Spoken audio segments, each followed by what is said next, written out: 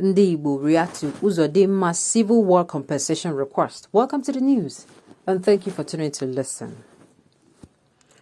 Imo State Governor Senator Hope Uzodinma last week called for the establishment of a special fund by the federal government to compensate the people of the Southeast over the huge devastation they suffered from the 30-month civil war. The special fund, according to the governor, would provide succor to those who lost their family members and property during the war. Uzodinma, who spoke at a zonal interaction session with members of the Revenue Mobilization Allocation and Fiscal Commission, RAMFAC, said that the debacles of a civil war led the Southeast into deep poverty as lives and property were lost. Hence, the need for them to be compensated. The 30-month civil war, he said, left the Southeast in penury. However, the governor's suggestion has attracted divergent reactions from Igbo leaders. Igbo elite body Ala Igbo Development Foundation ADF said that much as it is agreed that Igbo lost a lot during the war, which also severely hampered Igbo development, it does not believe in the type of palliative sought by Governor Hope Uzodinma. ADF describes such measures as fake and lacking in depth, insisting that such palliative cannot solve the problems of Nigeria nor improve the Igbo condition in Nigeria today. In the opinion of ADF, the best thing for the Igbo nation now is to adopt a system based on regional autonomy and fiscal federalism. The Imo State Governor does not believe in the Igbo's self-determination struggle. Rather, he works hard to undermine the struggle and to castigate genuine Igbo elements involved in the agitation. The palliative of a special fund to provide succor to victims of the civil war is fake and lacking in depth. It cannot solve the problems of Nigeria nor improve the Igbo condition in Nigeria today. ADF believe that the best approach now is to adopt a new people's constitution based on regional autonomy and fiscal federalism. Such concrete steps are better for the restoration of Igbo renewal instead of mere palliative in a crisis-ridden and chaotic federation, such as the present slave situation will find ourselves in, Abia Onyeke, ADF spokesman, said. A senior advocate of Nigeria's son and notable Igbo leader Chief Mike Ahamba, in his opinion, said, "What was very important to the South is known as the security of lives and property of the residents in the region to enable them freely pursue their legitimate businesses." Ahamba said the special fund request may be but a personal request from the governor, but may not be the demand of the people of the zone, saying, however, that he was not opposed to the request for special fund, but noted that it was the governor's opinion. He expressed doubt how the governor's suggestion would be achieved, insisting that the safety of the Igbo people is so important to them at this point in time. I do not know how it can be done. He just has to say something. He is entitled to ask for that. I doubt if that will be listened to. In his opinion, it is the best thing to do, but in the minds of the people, it might not be. What is more important is the security of lives and property of citizens. I did not say that the special fund is not the best. I said he is entitled to ask for it, the legal luminary said. In his contribution, prominent Abia monarch Eze Philip Azomiwe dismissed Uzodinma's suggestion as a misplacement of priority.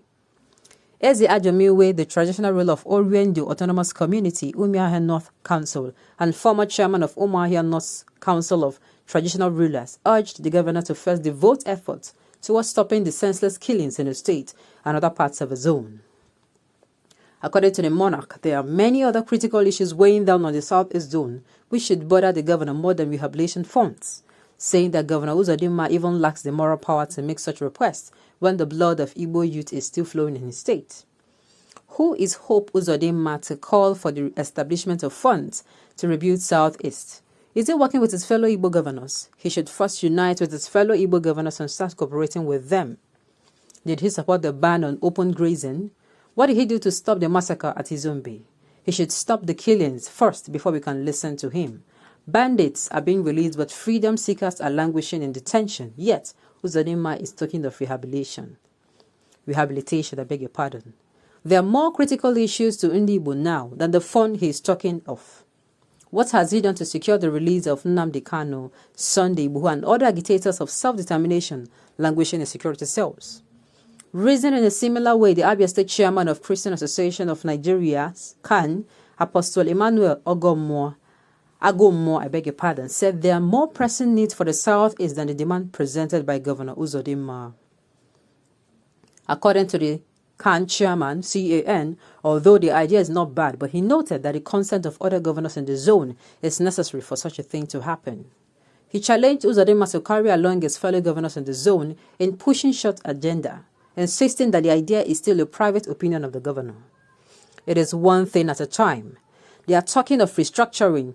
Has it been done? They are talking of Nigeria president of Southern Zone. Has it been actualized?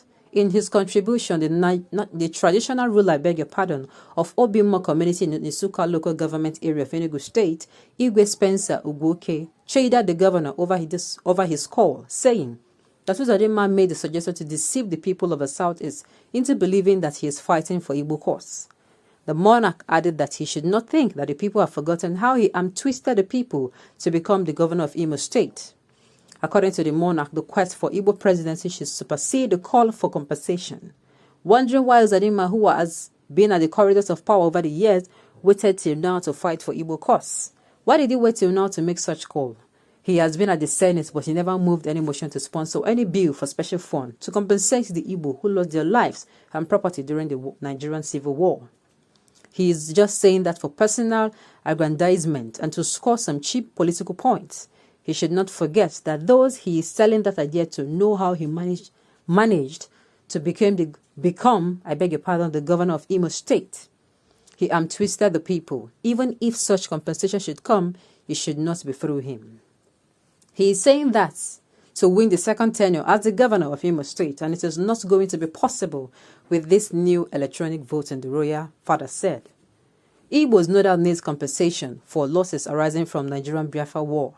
In the opinion of the Methodist Archbishop of Okigwe Diocese, Most Reverend Bienwerong Livinus Onoga, there is no doubt that the Nigerian Biafra will lead the Southeast into deep poverty, he said.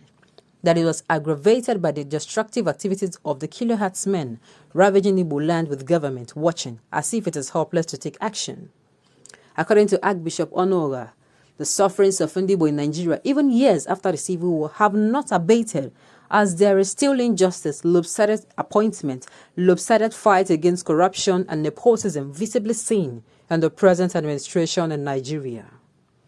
In 1970, we were told it was no victor, no vanquished situation. We put down our arms and left the trenches. With mixed feelings of excitement, nervousness, and fear, we headed to the houses we built. We were told they were abundant property and had been shared as spoils of war.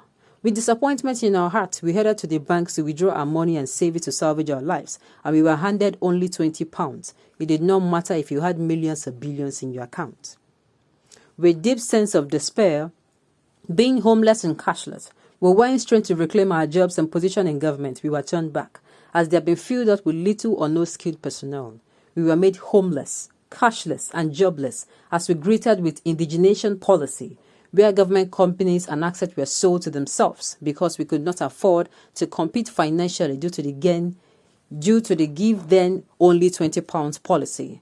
As we were still trying to figure out what was going on, they came up with quota system policy, exclusive economic list, federal character policy, educationally less developed states, etc. Indeed, we were cornered from every single angle. On this note, we have come to the end of the news. We say thank you for tuning in to listen. Until I come your way next time, enjoy the rest of your day.